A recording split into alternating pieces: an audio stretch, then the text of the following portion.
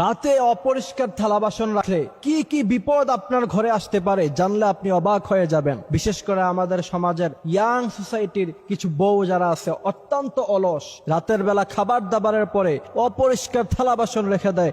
আজকেই তাদেরকে গিয়ে বলবেন যে হুজুর বলছে ঘরের মধ্যে কি কি বড় ধরনের বিপদ আসতে পারে। অপরিষ্কার থালা বাসন যারা রাখে অথবা ঘর যারা ঝাড়ু দেয় না, ঘরকে ময়লা যুক্ত করে রাখে, এমন পরিবারের মধ্যে কঠিন কঠিন কিছু বিপদ আসবে জানলে আপনি অবাক হয়ে যাবেন। এবং মিলিয়ে দেখবেন যে সমস্ত ঘরের স্ত্রীরা থালা বাসন অপরিষ্কার রেখে দেয়, এই সমস্ত বিপদগুলি আপনাদের নিয়মিত লেগেই থাকে। মিলিয়ে দেখবেন আজকে আমার আলোচনার মধ্যে। একবার এক মহিলা হযরত আলী রাদিয়াল্লাহু তাআলা আনহুর কাছে গেলেন, গিয়ে বললেন, আলী, আমাদের সংসারে কয়েকজন মিলে ইনকাম করে, আমার ছেলেও ইনকাম করে, আমার হাজবেন্ডও ইনকাম করে, কিন্তু এত ইনকাম দিয়ে কি হবে?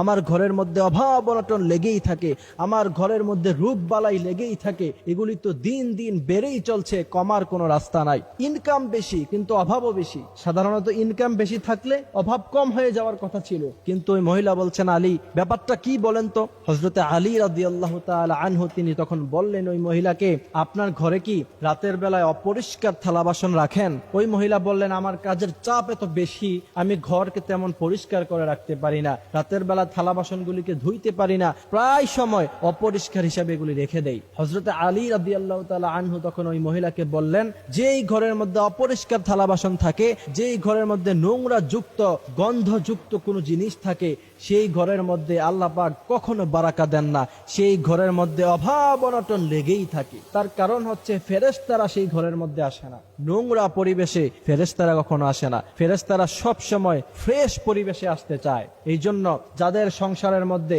থালা বাসন পরিষ্কার করা হয় না, রাতের বেলা ঘর ঝাড়ু দেওয়া হয় না, ঘরকে পরিষ্কার করা হয় না, সেই ঘরের মধ্যে কখনো রহমত নাজিল হবে না, সেই ঘরের মধ্যে কখনো ফেরেশতারা আসবে না, সেই ঘরের মধ্যে অভাব অনটন লেগে থাকবে। মজার ব্যাপার হচ্ছে মেডিকেল সায়েন্স বলছে রাতের বেলা যদি কেউ থালা বাসন অপরিষ্কার হিসাবে রেখে দেয়, ঘরকে নোংরা রেখে দেয়, এর পরের দিন যদি সেই জিনিসপত্রগুলি ইউজ করে, সেখান থেকে প্রচুর পরিমাণে ব্যাকটেরিয়া সৃষ্টি হয় এবং এই ব্যাকটেরিয়ার কারণে মানুষের শরীরের মধ্যে দিন দিন মানুষ অসুস্থ হয়ে যায়। রাসূল করিম সাল্লাল্লাহু আলাইহি ওয়াসাল্লাম কত চমৎকার কথাই না তিনি বলেছেন যে তোমরা রাতের বেলা সবকিছু পরিষ্কার করে তারপরে ঘুমাও। মেডিকেল সায়েন্স বলছে যাদের এই অভ্যাস আছে যে তারা থালা বাসন সবসময় অপরিষ্কার হিসেবে রেখে দেয়, তাহলে সেই পরিবারের মানুষদের বেশি অসুখ বিসুখ হয়। মেডিকেল সায়েন্স হতে সেই কথা বলছে, হাদিসও সেই কথা বলছে। এই কারণে প্রিয় ভাইয়েরা আমার, রাতের বেলা আমরা থালা বাসন অপরিষ্কার রাখবো না, ঘরকে নোংরা রাখবো না, ঘরের মধ্যে ছবি আটকিয়ে রাখবো না।